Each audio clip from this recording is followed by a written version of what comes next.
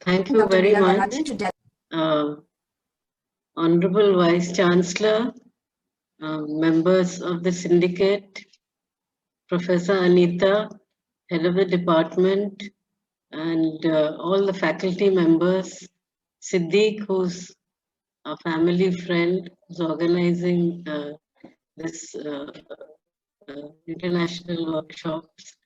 I had earlier, he had also invited me, and I just couldn't take time to come. So I'm really happy to participate in this international conference, particularly because when gender studies sort of emerged in India, it is economics as a discipline and sociology which really, developed, looked into gender issues.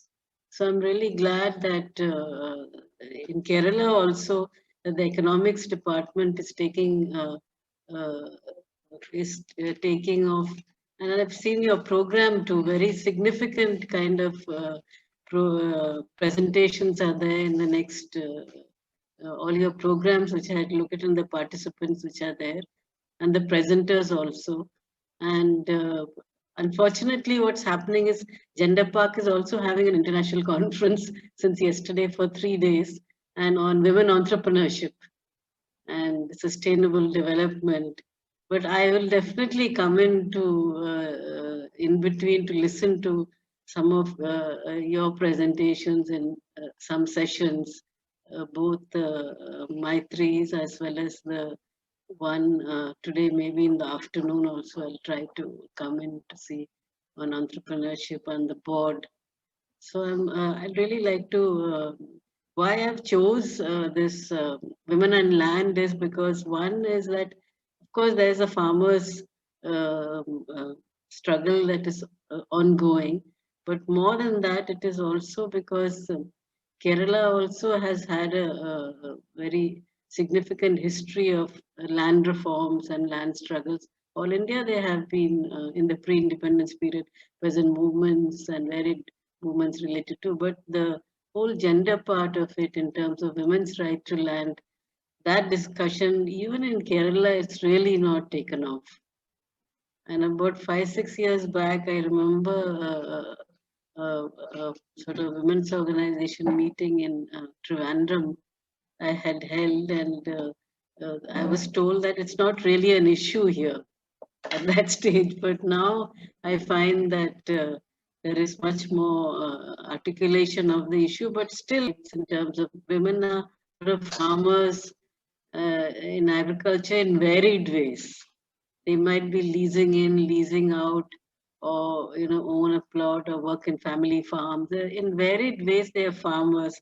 And at an all India level, also, we have been, when the Land Acquisition Act was being enacted by the UPA government, we'd also lobbied and sent in recommendations on women's land rights on that period. Recognition of women as farmers in varied ways, not only because they own land, but they're farmers in varied ways. So I think this discussion, that's why I have a PowerPoint presentation, and I thought I should bring it into a discussion in Kerala itself, so that somehow this discussion needs to take off. There are a lot of discussion on women's resource rights, but women's land rights has really not taken off in any significant manner in Kerala. Whereas all India, it has taken off in varied states. There are networks, there are struggles, there are even advocacy groups, lobby groups. So I'll just present that and hopefully get a discussion going. I won't be able to, because of the time limit, I won't be able to give all the references and also the international conventions which are sort of relate to women's land rights, to which India is signatory, but I'll share that with the department and with Siddiq. And here I just want to present the kind of debate and all the kind of studies which have thrown up the land rights, the significant thing on India is that women's land rights, and internationally, there's a whole range of studies based. It's a very informed debate. So therefore, I would like to really put this forward to the. I'll just put it the PowerPoint, and it's actually the debate which was raised by varied internationally and nationally by both at the UN systems level as well as in movements from the 70s. That is, 70s also is a period when the UN took up focusing on women, and the UN conferences on women started every 10 years. There is this UN conference on women, and the Mexico conference in 1975, and varied kind of movements. One of the slogans there was in terms of women do 67% of the world's work, earn 5% of the income, and own only 1% of the world's property. And I remember as a student at that time that there used to be a whole lot of posters of this kind and that. And also the 70s in India, when India, it was actually, which actually was initiated by the government, a committee set up to look at status of women in middle of the 1970s. Its report was very significant, but got lost in the emergency in that time. And in terms of how some which were there were not kept, and there was certain decline in varied sectors, including sex ratio. Said is that how female cultivators the had a decrease in female cultivators, and women agricultural labor had increased. So that really sort of pointed to some kind of changes taking place on women in agriculture. Uh, measure to improve the lives of rural women. And in the 1980s and 1990s, internationally also, there was a kind of shift in the approach. And in the debate in international forums as well as in the movements, particularly in developing countries which were taking place, and how the large sections of women in developing countries were rural and dependent on agriculture. And therefore, the analysis of women and development in that period sort of shifted to a focus on rural women at that particular.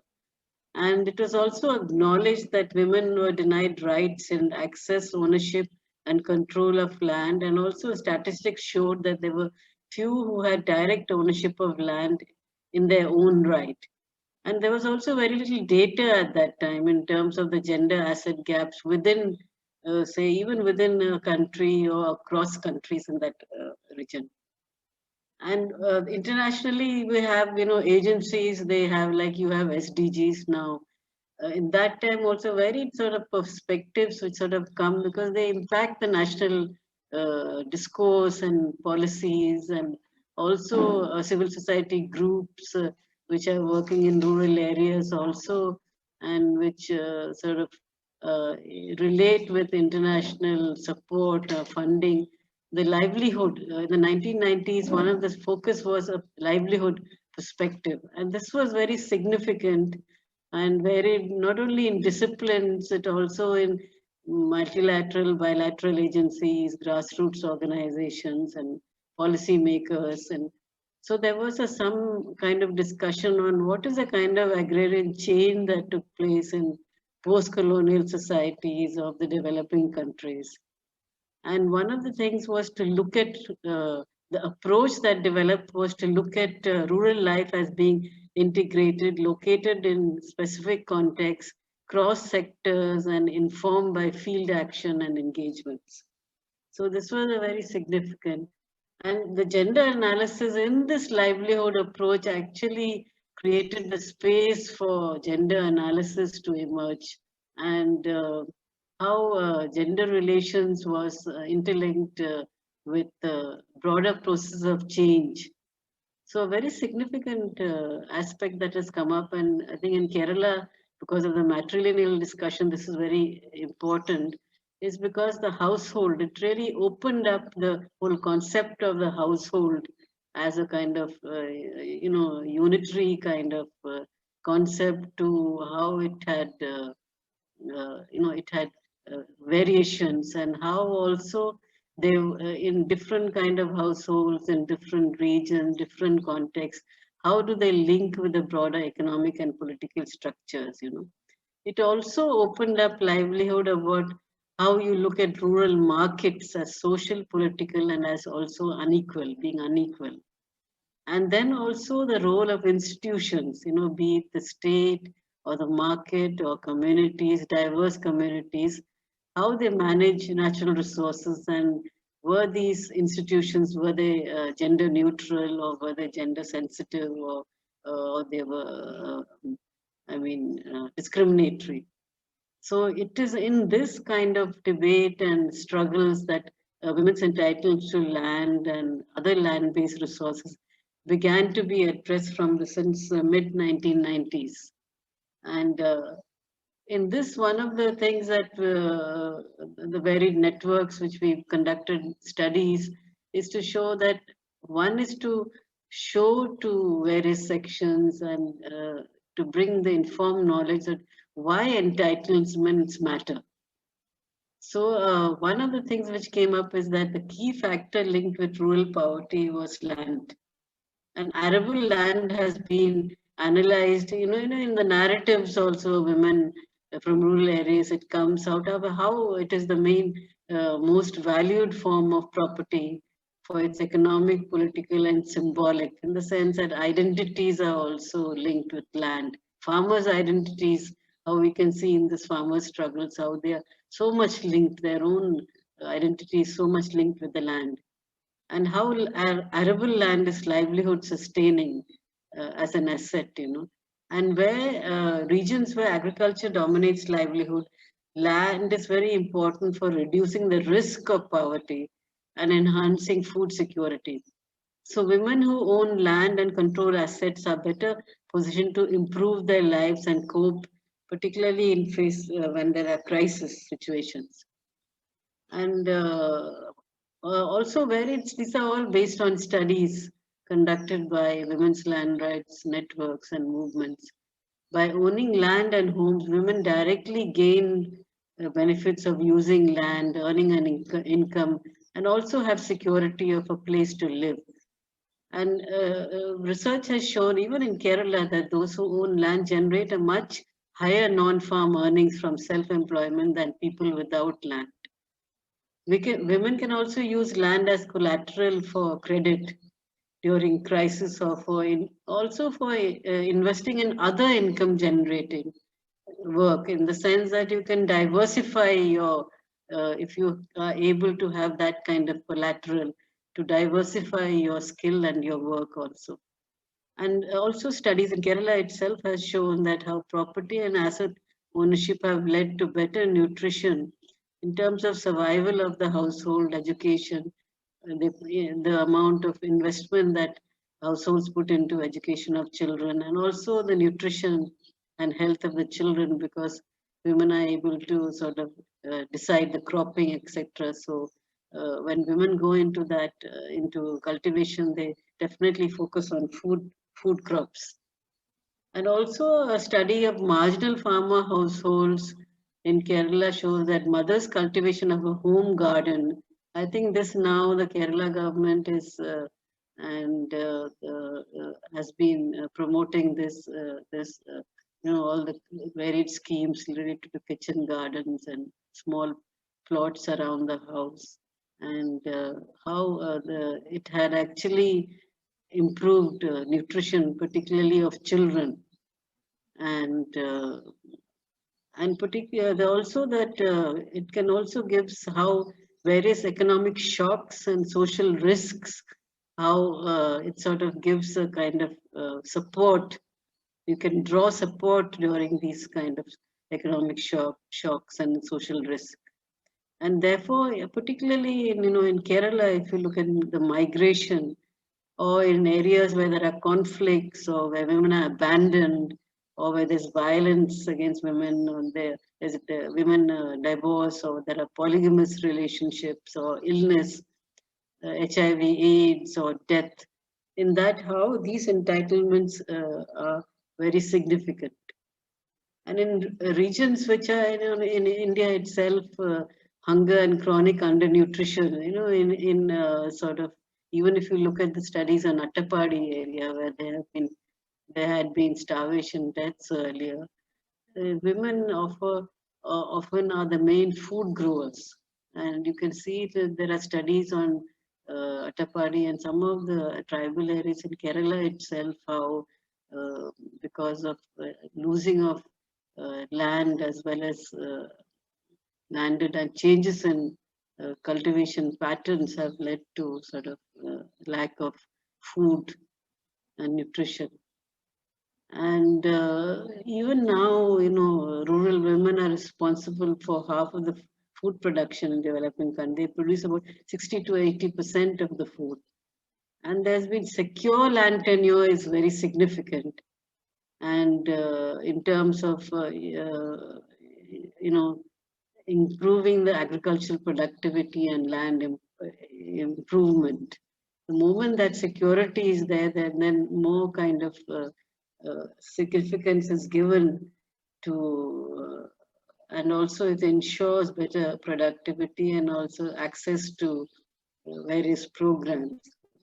So it's sort of very critical. This whole livelihood approach actually brought out how land and was a critical productive asset and source of livelihood for rural poor women, which is predominant in development, particularly South Asia and developing countries. And so therefore the women who in varied ways that they are involved in agriculture, they play a significant role in household subsistence. And there are also the studies also brought out how there are the female-headed household. Kerala has got a very large section of female statistics, female-headed single women in varied ways. Not just there are those who are not just who are unmarried, but also deserted, or who are sort of their husband, the family male members have migrated in varied ways.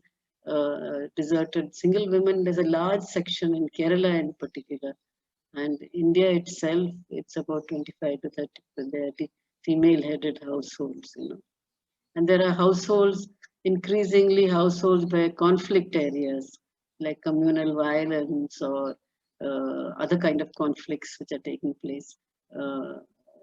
In India, in many areas, these female-headed households are growing. And then there are different categories. As I had mentioned earlier, that singleness is varied and very diverse. So therefore, when you say single women, it's not just unmarried women, or there are also those who may choose not to marry. So there's a whole discussion now on single women and land rights, which are also going on, and how ownership of land creates possibilities to stand on their own feet, and even if support from relatives, if you have that kind of asset basis. And also they sort of serve as collateral for other benefits.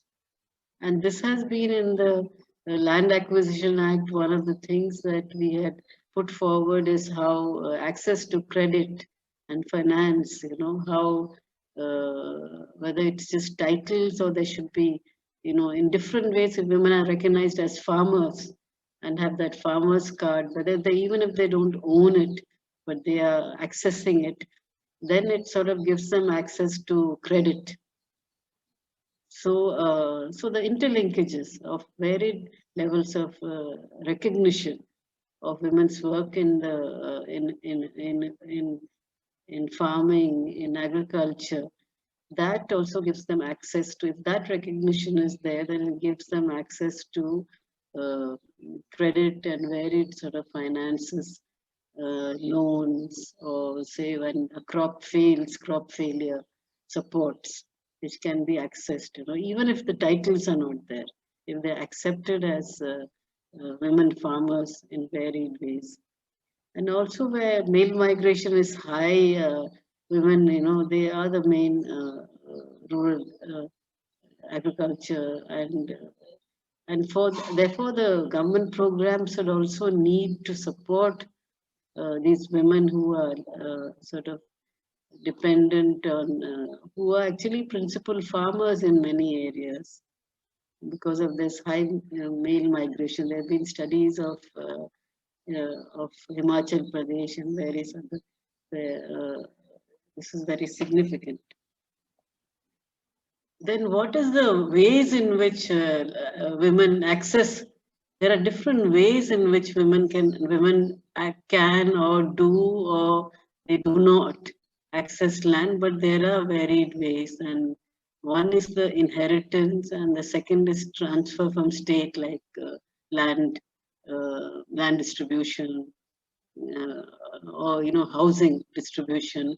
Then also purchase from the market.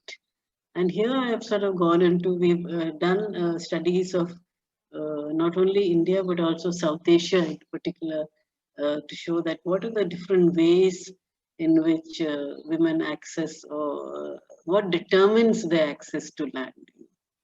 And at all these, whether it's inheritance or land distribution or purchase from the market, at all these junctures, women face more obstacles than men owing to the kind of inherited practices which are there.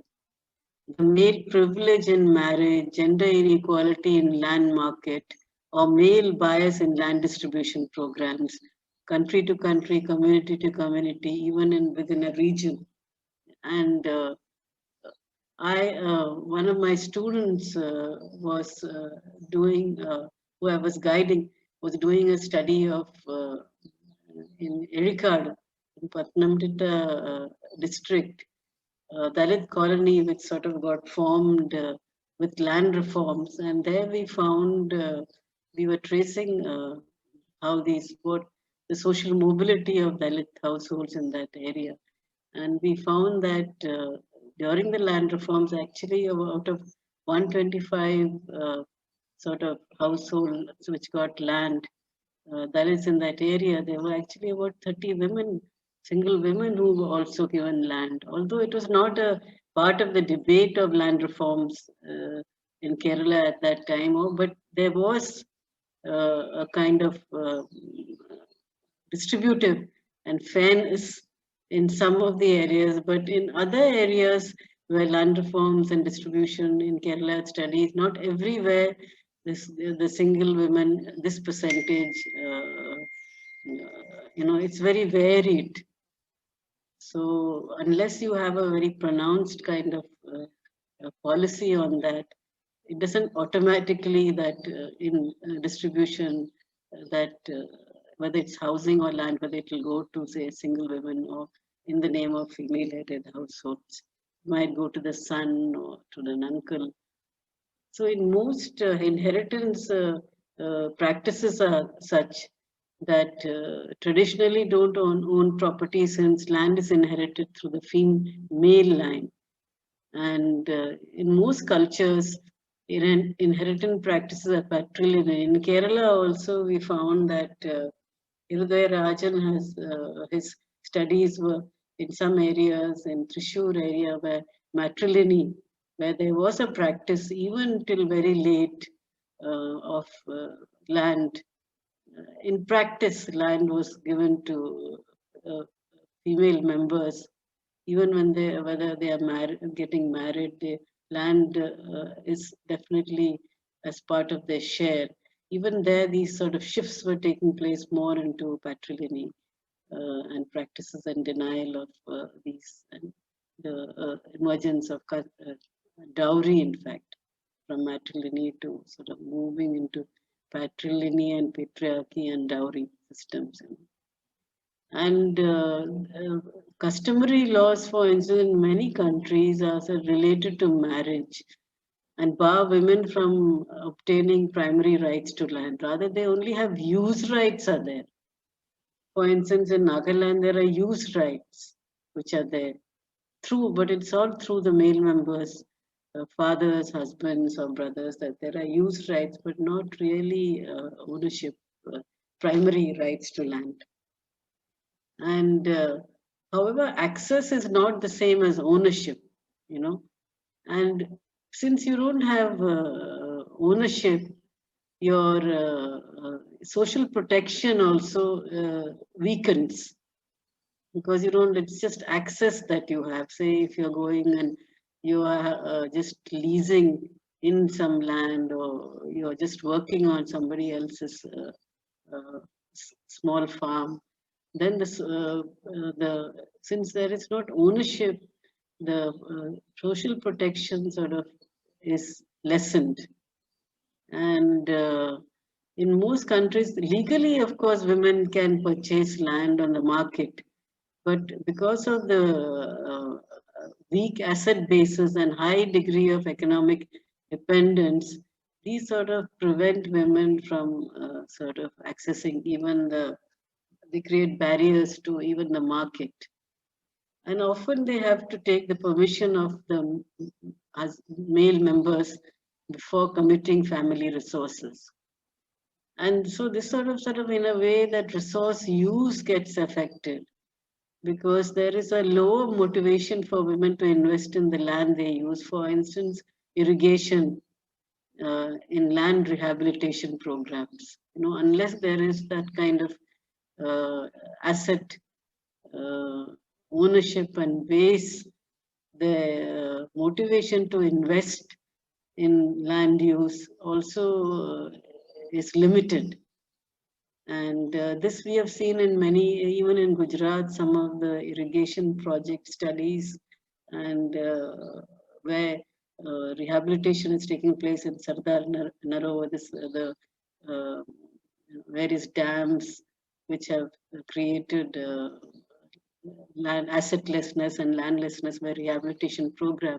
Some of these studies have brought this out, because there's no titling and there's no asset ownership. So the motivation to sort of also declines. Then also, even where locally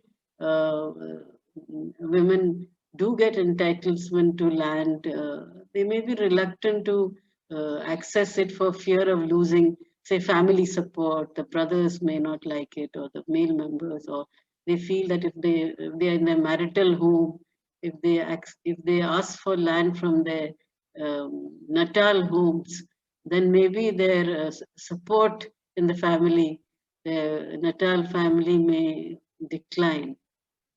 And this, in some of the areas, in my own study of Muslim women's rights in the tribal area in Gujarat also, there is a custom of giving women land, even when they are sort of, but increasingly what was happening is the women were finding it, they were becoming reluctant to demand also, for fear that they may not get support from the family if they are in crisis in their marital homes.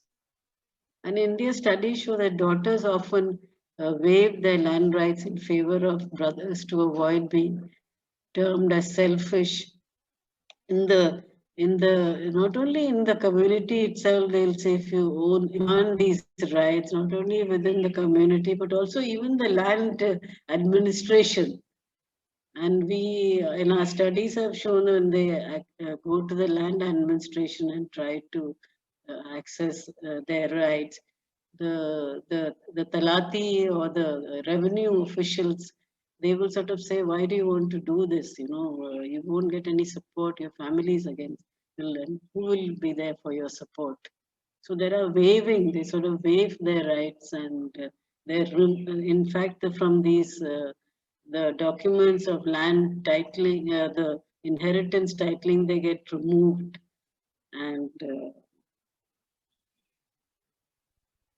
where they forgo their claims, and also there's relatives which sort of forge wills and file court, use threats and violence for discouraging women from claiming their shares. In fact, there is the studies have shown this witch hunting. A lot of the witch hunting, women are sort of targeted as witches, and particularly in many of these tribal areas, and there it had a lot of it had gone to do with widows, and who have sort of claiming in the property, I mean land.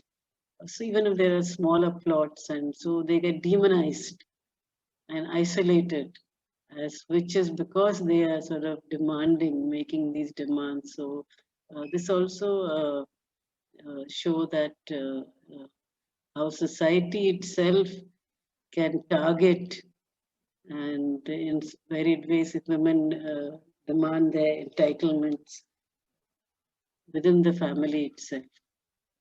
And in also there are also socio-political systems are very important in the kind of social political systems which have evolved over times, uh, and sometimes in South Asia, for instance, inheritance patterns within land vary even within a region or between countries and region, religion, caste, community, inheritance patterns. And in India, for instance, because you have these, you have personal laws also, which are there. And these sort of merge with the local histories and give a particular character to inheritance patterns. And institutions, cultural practices constrain women from claiming and controlling land, and they vary. And so these sort of disadvantage women in certain women more than in certain regions than others. And particularly agricultural land in the tenure, legal tenures, enactments in different states. In fact, the positives are that southern states have more positive tenural enactments in terms of daughters' inheritance rights. Most of the southern states have more positive kind of changes have taken place. And colonial legacies have been, like inheritance, and they were sort of perceived as personal laws of communities. And this sort of colonial heritage continues even now. And laws have often accommodated customary, religious, all levels. Sometimes they've accommodated customary practices. Sometimes religious practices have been included in the law. Sometimes pluralist traditions have been included in the laws that are inherited.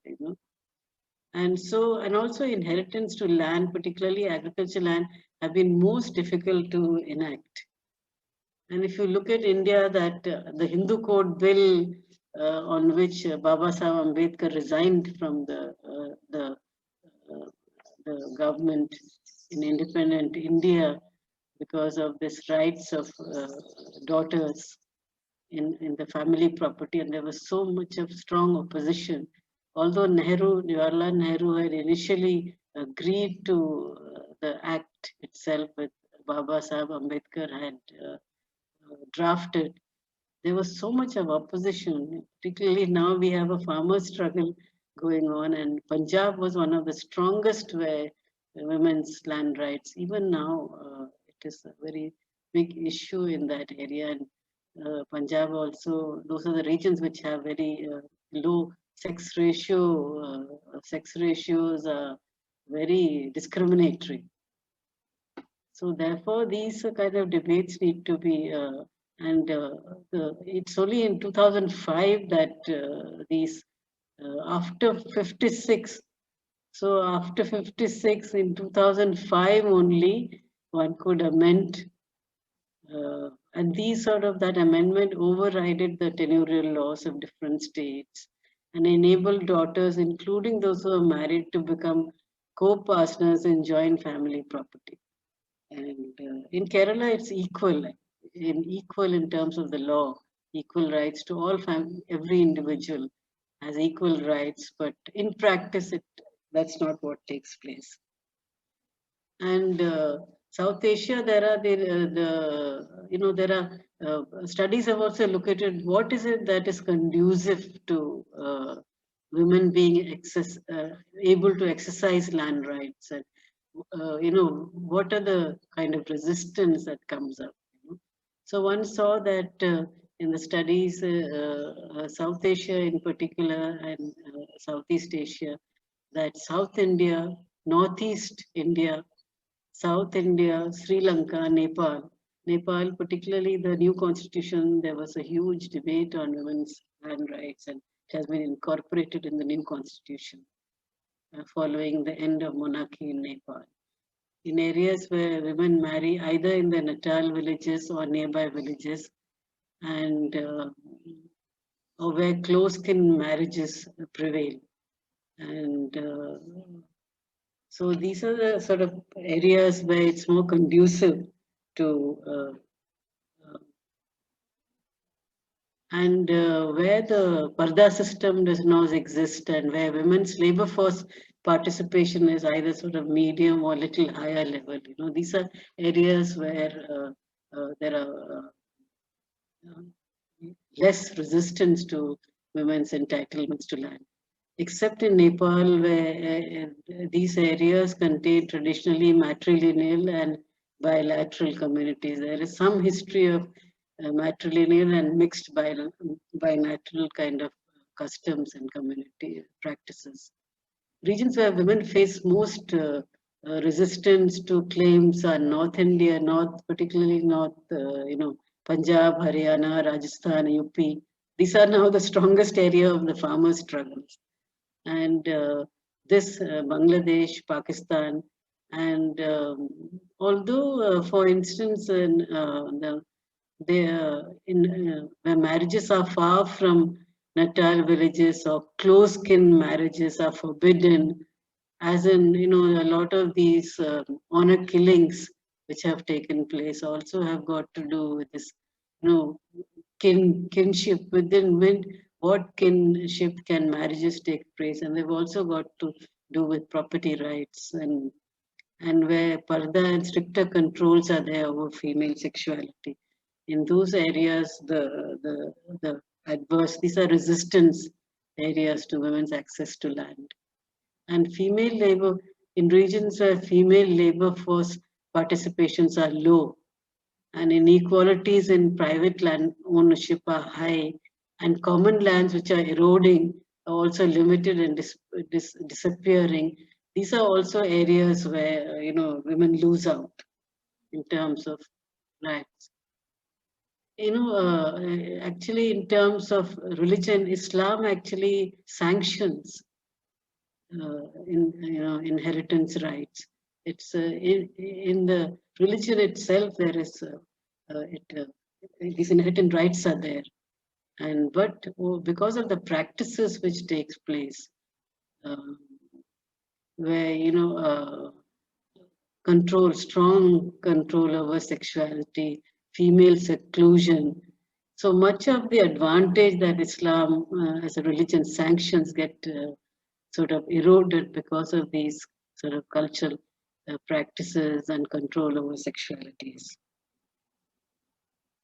And then the access is through sort of land distribution, various laws or policy or public land, which involve public land distribution, as in India.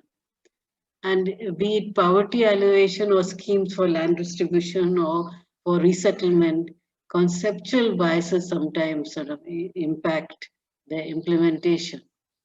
So the notions of household and community are very significant in these implementers.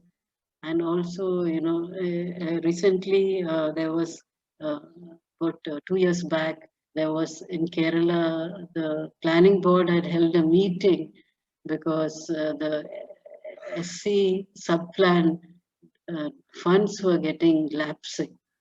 And there were there was this meeting of women panchayat, panchayat presidents and district panchayat presidents, and I had also attended that meeting at that time.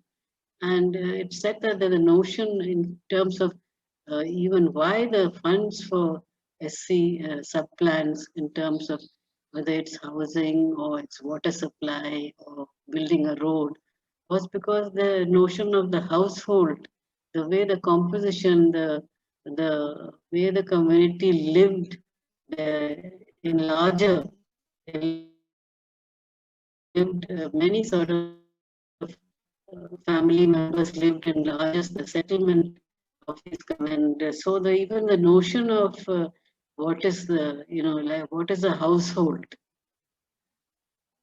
does it have many members or it is just one structure that is a household, you know so therefore when land is distributed and when you see household as a homogeneous or a community as homogeneous or uh, as a united collection of households, as a unitary, then it creates problems in terms of allocation.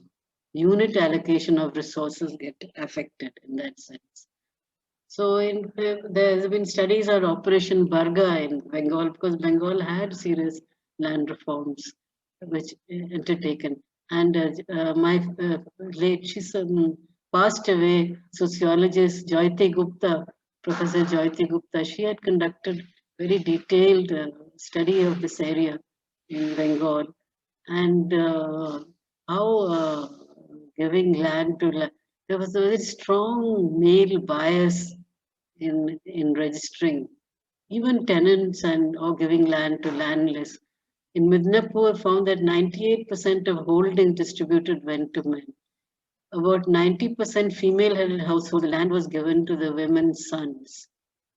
No married women received joint titles, although it is a government of India policy and to have joint titles since 1980s. Joint titles are there because of the lobbying by women's movement itself. And so the Amartya Sen in his work has actually challenged this whole model of the household and how about intra-household gender relations, So looking at the Indian experience, he has pointed out about conflicts of interest that exist within households. He also held that household is most usefully represented as a case of cooperative conflict within the household itself. There's cooperation and then there's also a conflict in terms of asset ownership, And the solution suggested was it depends on the bargaining ability of the couple. However, in a couple, the bargaining ability is not equal, the power is not equal. And self-worth and, in addition to self-worth, there are two important factors that determine sort of a bargaining power, say, within the household. Uh, and they include the ability of each members to earn an income or bring a valued resource into the household. And also whether that household values that contribution. So therefore, then Bina Agarwal, who's really a pioneer in women's land rights, and I will share with you, with the department, all the references of these studies. She said that we need to, even if you look at the household, you have to look at the areas of power relations in which women are located, which are not just only within the household. And there are a large number of institutions which are gendered. And these include communities, labor market, property institution, judicial systems, land administration, and local governance itself.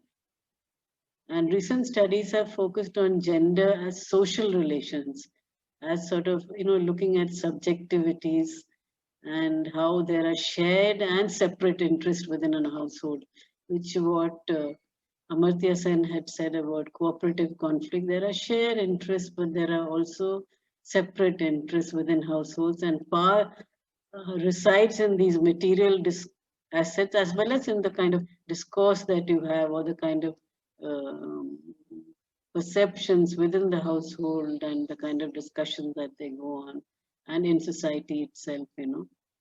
And so this sort of made women's struggles for land much more complex. This sort of so then Amartya Sen, as well as then later Bina Agarwal, who had worked with him also, and now very pioneering studies, have said brought out these through varied studies how because of this household composition and the interests which are there, which are shared as well as which are separate, and how power relations, not only within the household, outside itself, impact. So therefore, that makes the struggle for women's land rights much more complex. And so the market, for instance, which affects, women lack finances, sort of collaterals, and also how can they act as individuals in accessing the market? Do they have that kind of positioning to act as individuals to access the market? So there's spaces are also gendered. Mobility, and then activities outside the household, be it market interaction or to seek information about new agricultural practices. I remember when I was doing a study of Kuttanadu on movements in Kuttanadu some 3 years back. When I was interviewing the women involved in who were leasing in land, small plots, who were leasing land. One of the women, when I was talking, said that, "Can you tell me about organic farming?" So just to get information on these kind of practices itself, because of the gendered kind of spaces which are there, do they have access to that kind of information, or to purchase inputs or selling agricultural products?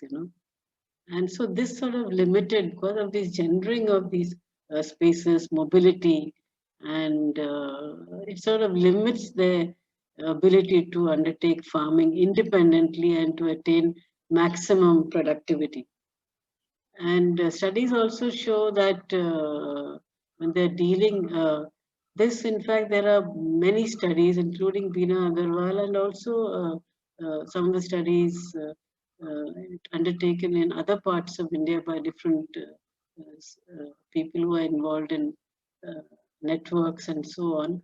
They have shown that how group collective sort of are one of the ways in which land markets as a group, it's much more positive.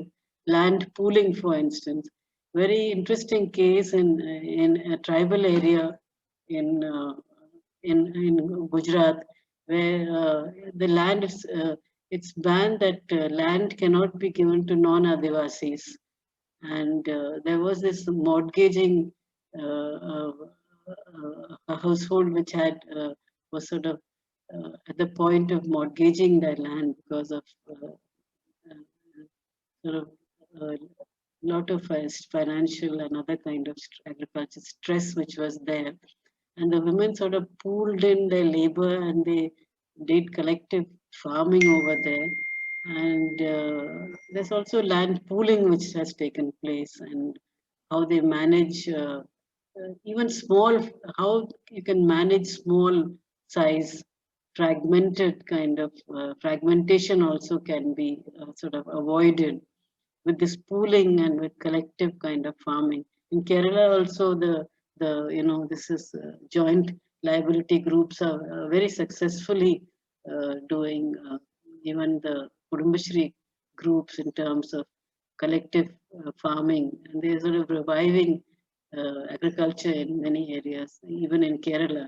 So this collective approach and group approach has, even in leasing land, you can access, then you, this sort of individuals who have financial constraints, as a group it's possible, and there are many cases, and this also makes the whole argument about that smaller size plots are not viable.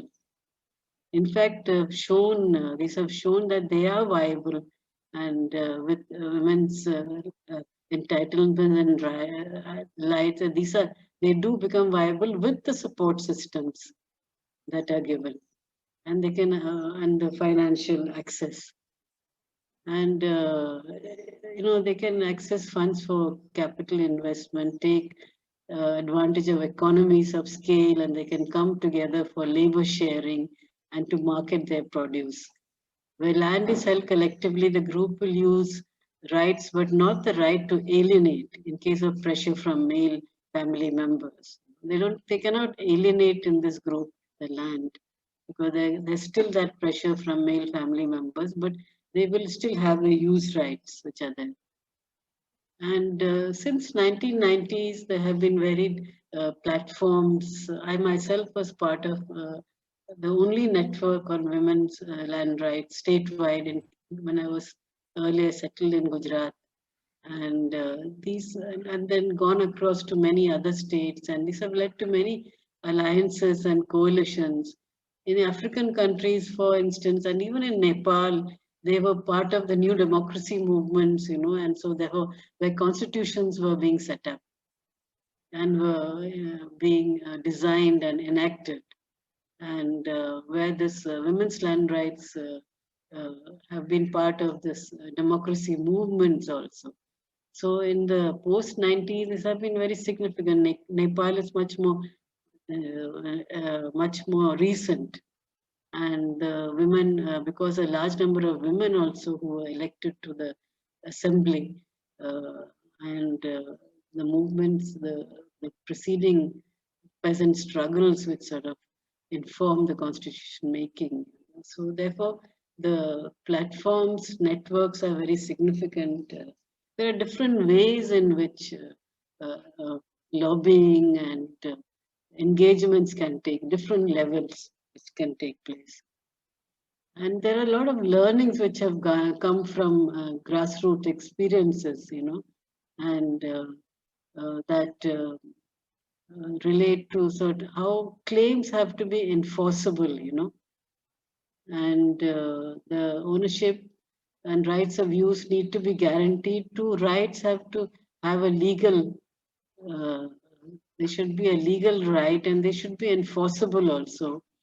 And so to rent or to give it to somebody or to sell property, these sort of rights, there has to be not only legally, but it has to be also implemented and enforceable also.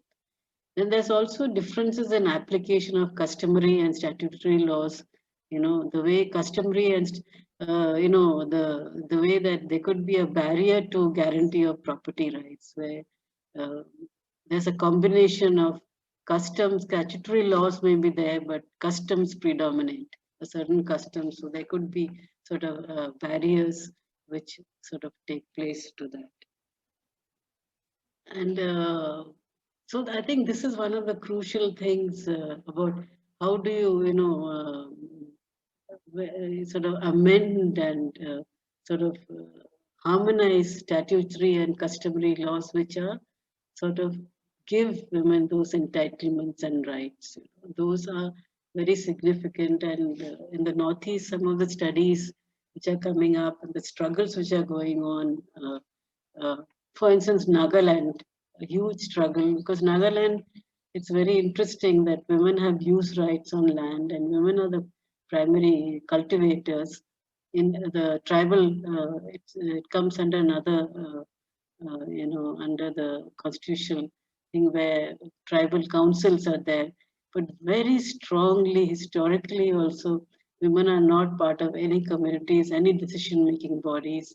And recently, when there was this huge struggle took place, a huge backlash of women's representation in representative bodies and backlash, and they've still not got that, despite use rights and the significant role. And so there are very interesting sort of diversities and studies which are sort of, I don't have time to go into all those in details.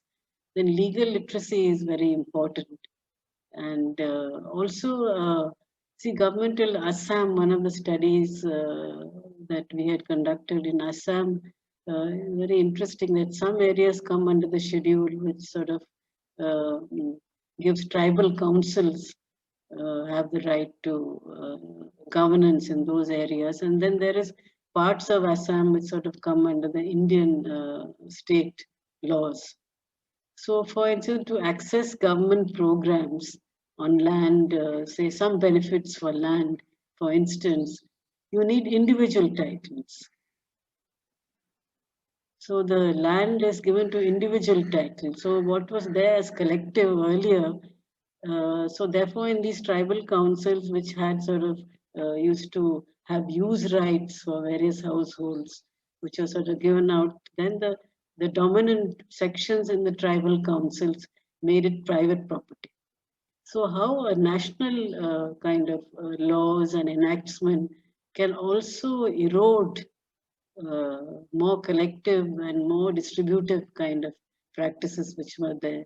And in the case of Assam, it came forward like that. And I think now there are much more intense kind of with the national level intervention and industrialization sort of shifting to northeast, the resource and a very rich resource area, and all the corporates and industries going there. It's sort of really huge sort of changes and struggles are ongoing over there. And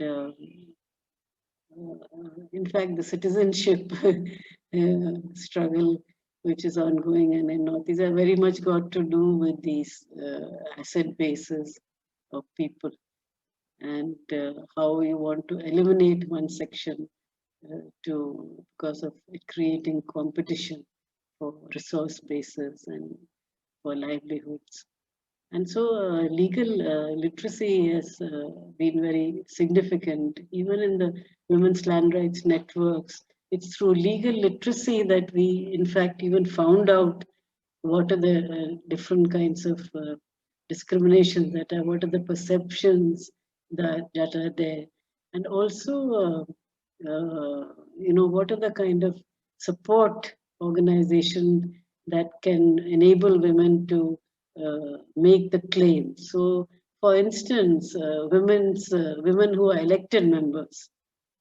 In Kutch, for instance, where I was settled for about 10 years, there is a very strong civil society movements are there. The organized women who are elected members as into organizations, and if those sections, women who are there, who are elected, understand the asset bases and livelihood, the claims and entitlements of women, then in terms of accessing the support system, that you need in terms of the barriers you face, whether at the family level or the community level, these sort of such organizations and such kind of even decision-making bodies, women there, these can sort of facilitate that access.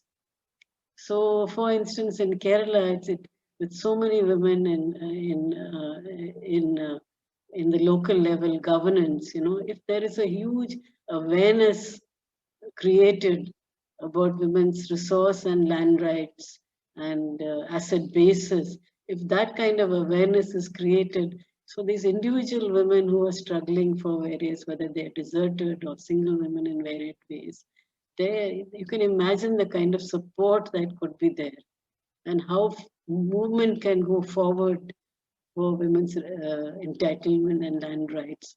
So it's very, very sort of significant to give that kind of, legal and women's land rights perspective, the insights, and that kind of education to elected bodies and other kind of organizations which can enable women to make these claims. And we have the women's Land rights have tried this in many successfully in many areas also. Then recording of women's share of land.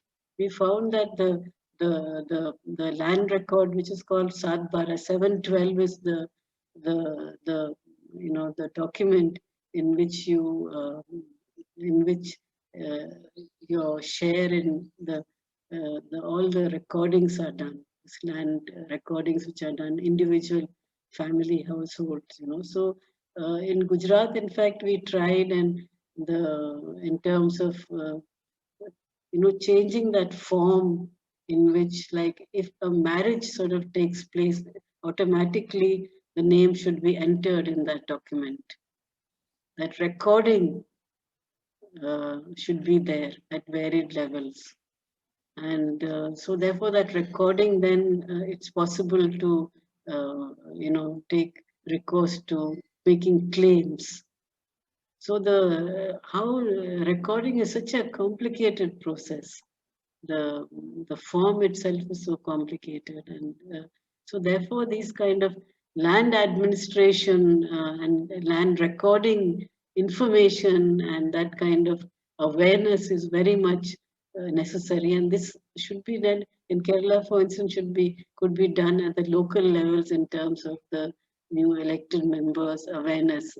Newer sections are coming into elected bodies, and they are less aware of these kind of uh, regulations and laws. And so therefore this kind of understanding and this kind of awareness of, and how recording itself can change, uh, so women can make those claims. And joint titles also, there's a discussion which has been going on about whether it should be joint titles or sort of, or what is called bhagedari. I mean, you have uh, your own share in that. One section in the household will be in your name. It's not just only joint, or you have sort of separate shares, but that there was a debate on that, that is sort of going on about joint titling, and sort of how it sort of it should protect you against men. It is male, the studies show, who sell off the land, and also again dispossession through, say, separation, desertion, divorce.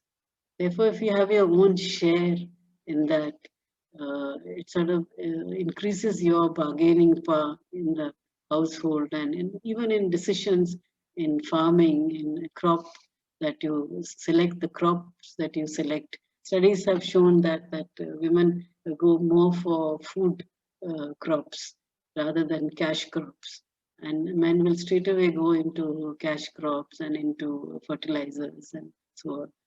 So it is to sort of mandatory, this joint, for legally, for married, sort of for couples, sort of joint titles should be made sort of mandatory.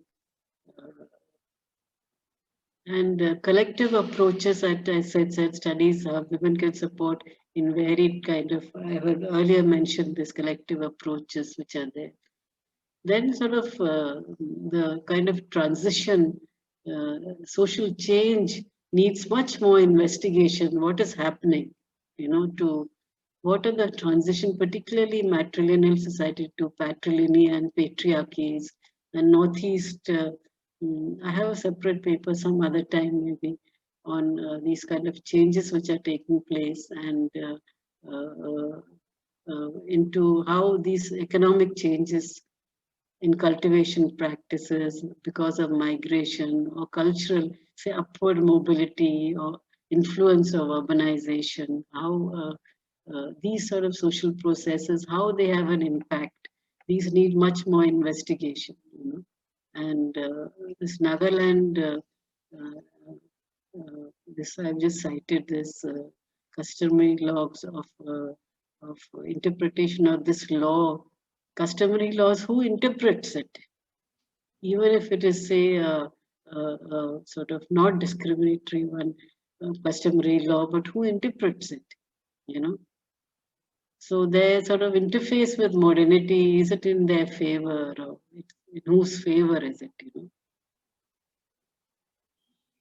And the Meghalaya self-acquired various enactments even in some of these regions which give property to son or daughter according to their will. So earlier it was from matrilineal, so it shifts into where it can be given to a son or a daughter according to the will of the. So uh, given the biases that are there, you can imagine where it will go. And the national legislation, community ownership to rights have not sort of been upheld, except of course somewhat in the tribal uh, bill, in the Forest Act. Some bit of these rights have been ensured, but basically it's perceived as states' property and the power to alienate land from traditional communities. And you can see the huge kind of lakhs of Adivasis who have been made saying that they are illegally staying in their own land. Recent Supreme Court enactment has taken place, and how it sort of anybody can alienate and say what was where they have for generations occupied those lands. They are being saying that you are sort of uh, not allowed to stay here anymore. You're occupying. It's illegal. The Supreme Court itself is saying these. And also, like how these because of these states, the way it's not looked alienated from traditional communities which are there. So there are a lot of changes in resource use, the way the land use, and they've also led to crisis and huge social impact. And increasingly also in some of these, the control by men and individual main ownership, it's moving towards more, and state encouraging commercial crops and loans given to individual farmers and heads of household men. So process of change to individual male ownership in many cases are taking place. Then the governance, like I had said, that the sixth schedule, uh, there's a threat of, land is very much linked with identity. And, this there are women who had gone into uh, in from uh, Uttarakhand. There was this stories of the narratives of women who had gone into landless and finally ended up in brothels in Mumbai and many other metropolitan cities. Their narrative said it's only these grand green lands that can give us security and nothing else, they say. So therefore, this land alienation and to non-tribals and the state recognition of individual ownership. So this also prepares the ground for land alienation. And many areas do not have just a single tribe. Northeast, in fact, the conflict, a lot of this conflict is also the way the geographic is got consolidated into a state or a region.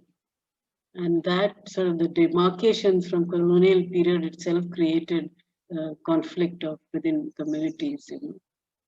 And then there is a whole issue of customary laws are dynamic, they're changing.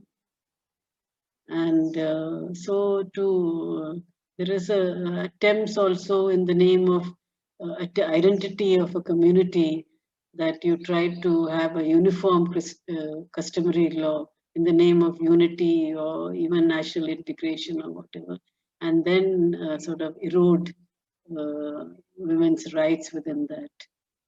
And so it is a need to look at live situation on the ground, how customary law is being practiced in specific contexts in terms of access, ownership, control of land, other land-based resources. And I think intersectionality is how land rights, I think the biggest learnings which we have had in the women's land rights movements is that how uh, gender, we have a get a better understanding of gender when you even look at women's land and resource rights. understanding of gender and the intersectionalities, and your understanding really widens gender, understanding of how you define gender itself, and so how it sort of intersects with inheritance practices, privatization of community and indigenous lands, as well as gendered control over economic resources and rights to work. So I mean, I don't have time actually. I had also, I can share it later with the department.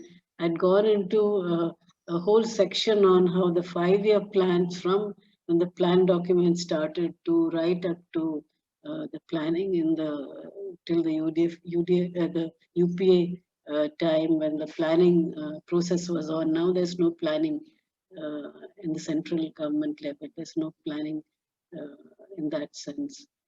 And so how the conceptual shifts sort of took place in terms of women's access and rights to land, how in the different kind of plan and programs, how conceptual shifts took place because of also engagement of various networks and women's struggle on lands and lobbying and and so therefore the planning process is very significant because there's a democratic element to it.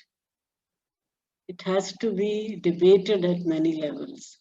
These the planning and policy document, they need to be public documents, and public need to respond with their debate should be there and should be answerable to representative bodies, the parliament. What has happened now is that you have a parliament where constitutional amendments just, which actually had huge debates earlier, now just get passed in an hour or so.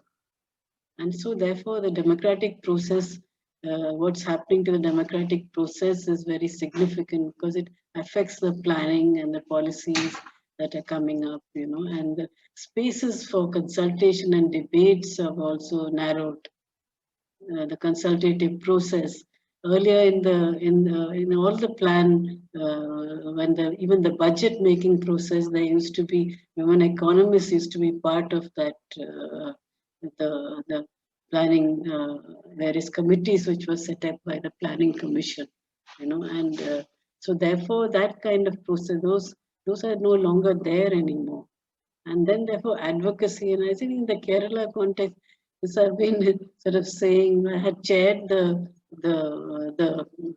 13th plan document which we created, and at that stage, that what is different in Kerala compared with other kind of states is a lack of lobby group on various gender issues. You have individual sort of demands, but there's no strong lobby informed sort of group that can continuously, respond to various plans, programs, designs, which are sort of linked with grassroots movements, in that kind of need for that advocacy, a strong advocacy group, and also the question of political will at the state and the central level. It's very difficult now to talk about it, but that kind of political will, which is very significant. So I'll sort of end with that, and I would like to really acknowledge, because I was part of this women working group on women and land ownership. It's the only state level network in Gujarat which we formed in 2003, and still we going strong. We were able to impact we did trainings of talatis, the revenue clerks on land rights. We also were in the panchayat training centers, modules were created on women's land rights, and sort of many ways, different ways. Although the political system was so strong in that area, there are varied ways in which that one needs to engage, and that seriously needs to be thought, particularly now in today's context. At how do you engage, at what levels you engage, and there has to be serious thought has to be given to that. So I'd really like to acknowledge the working group on women and land ownership, I myself was from its initiative involved in that, and it's very strong now also.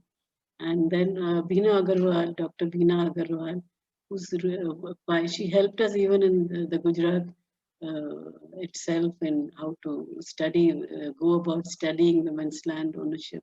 All her publications, I will share with you articles and various things. Then for the 5-year plans, CP Sujaya, she was a former secretary in the 1990s in Women and Child Development Department, and she is now in dementia, and she's so unwell and created very significant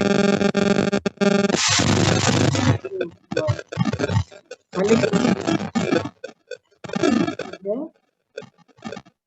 So I'll end with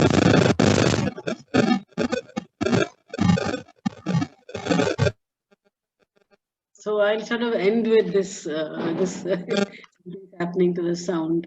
End with this, and I also had a section on international conventions, which are sort of conducive to which Indian state is also signatory to, which is sort of on women's land and resource rights, as well as a whole section of references, which I will share with you later. So that I'll end it here.